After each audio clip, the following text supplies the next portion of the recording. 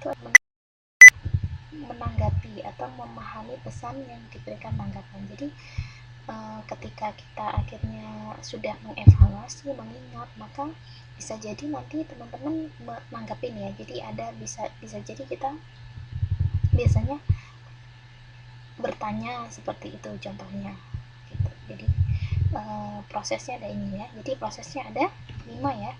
Kita mendengar secara indrawi, kemudian kita menafsirkan. Jadi menafsirkan itu menyerap, kemudian mengevaluasi, kemudian kita mengingat, dan juga kita menanggapi gitu ya, menanggapi.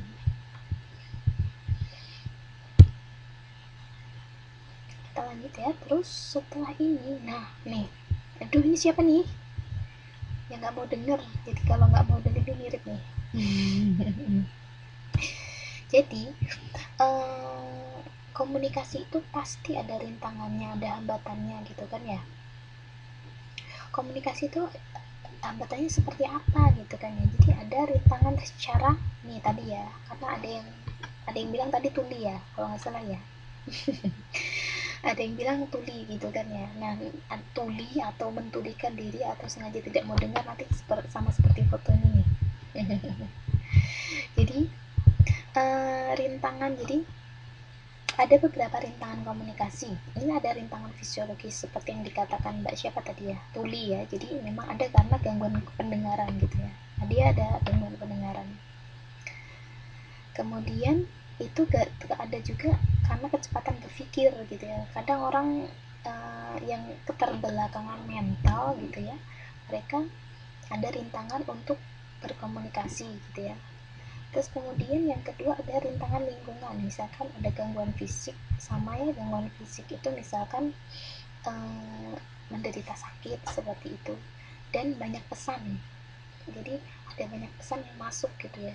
Ada banyak pesan itu contohnya misalkan,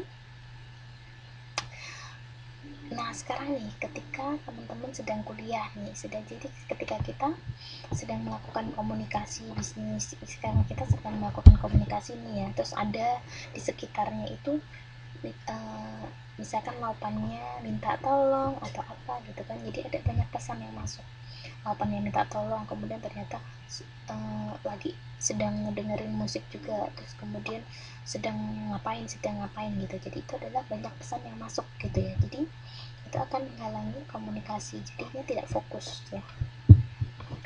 Terus rintangan perilaku itu contohnya prakonfusi atau egosentris. Jadi ketika ada perilaku yang mementingkan diri sendiri ya. Jadi memang salah satunya bisa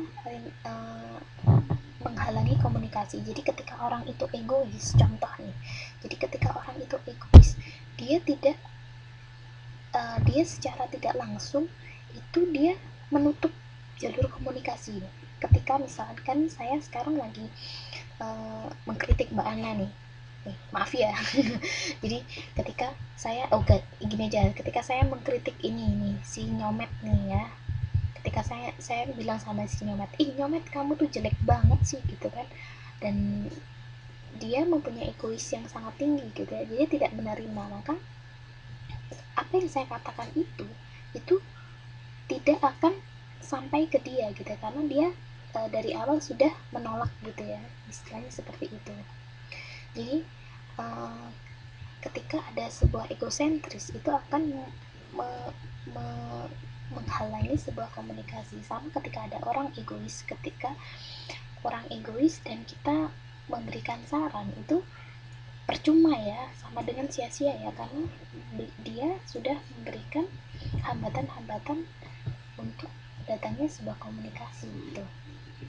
Nah, yang kelima ada perbedaan sosiokultur atau misalnya beda budaya atau gender. Ini pasti ya, beda budaya biasanya karena beda bahasa seperti itu, atau gender gitu ya. Tipe komunikasi laki-laki dan perempuan itu pasti beda. Jadi kadang-kadang kan memang laki-laki maunya gini, perempuan maunya gitu kan. Nah, itu bisa jadi salah satu rintangan komunikasi. Terus ada rintangan komunikasi pula kurangnya latihan. Biasanya mungkin lebih ke gini nih, dia tidak pandai untuk tidak pandai untuk menyampaikan sesuatu ya, biasanya mungkin agak kikuk, mungkin malu seperti itu, jadi pesan-pesannya tidak tersampaikan itu.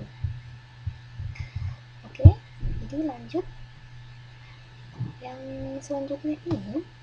Jadi ada situasi komunikasi. Jadi yang selanjutnya itu mengenai situasi komunikasi.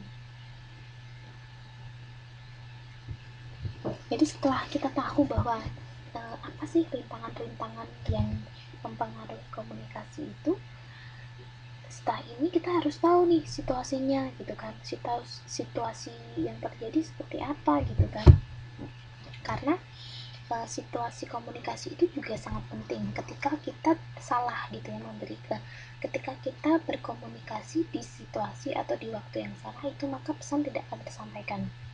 Misal ketika saya menyuruh misalkan Mbak Prima mengerjakan sesuatu, misalkan ya mengerjakan, suruh ngitung gitu ya, ngitung barang gitu ya, tapi ketika Mbak Frima ketika bangun tidur di pagi hari, nah itu situasinya beda ya, itu salah itu ya. Jadi akhirnya pesan dari saya itu tidak tersampaikan. Jadi memang pesan itu juga disesuaikan dengan situasi atau disesuaikan dengan waktu.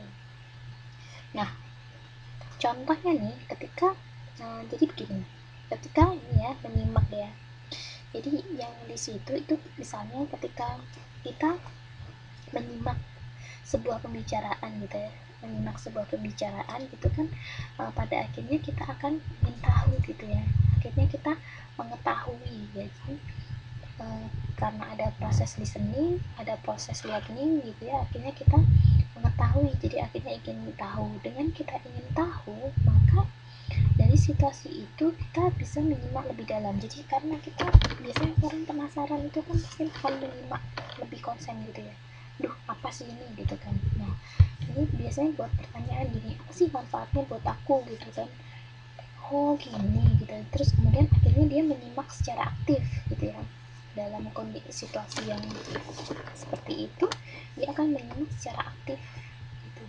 Kemudian dengan dia menyimak secara aktif itu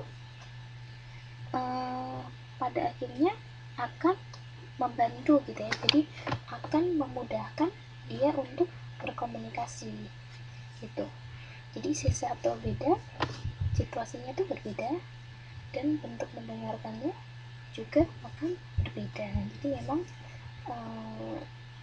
situasi dan kondisi ya, kita harus melihat ya bagaimana situasi dan kondisi dari sebuah komunikasi itu. Kemudian yang selanjutnya itu adalah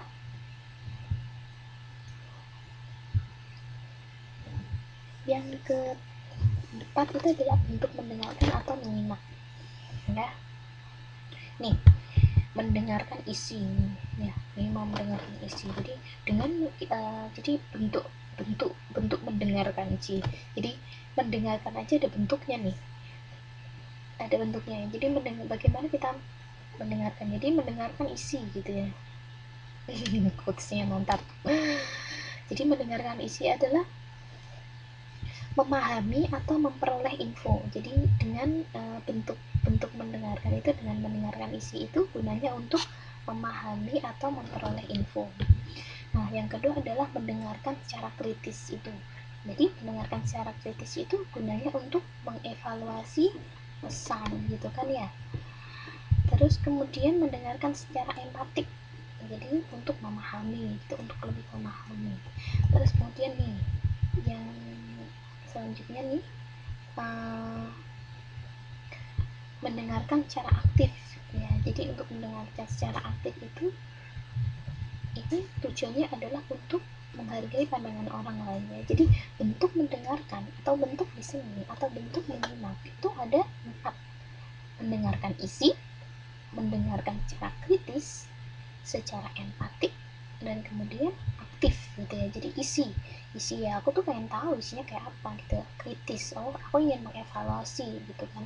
Kemudian empatik ya, empatik tuh empati ya, jadi memahami gitu kan ya. Terus mendengarkan aku.